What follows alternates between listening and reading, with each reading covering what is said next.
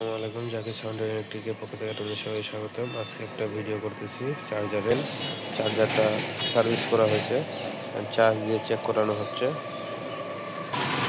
এই চার্জার ফ্যানটা চার্জারের পাওয়ারের সমস্যা হয়েছিল,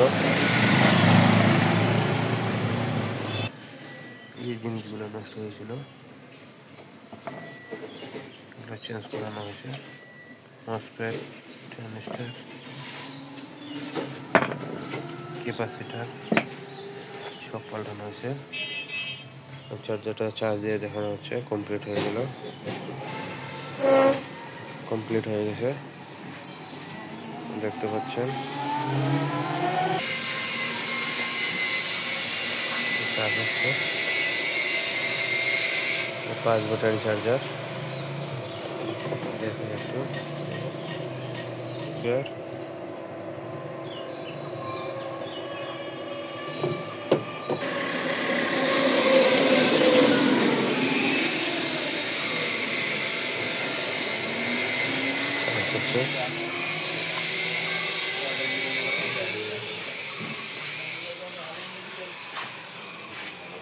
ধন্যবাদ সবাইকে।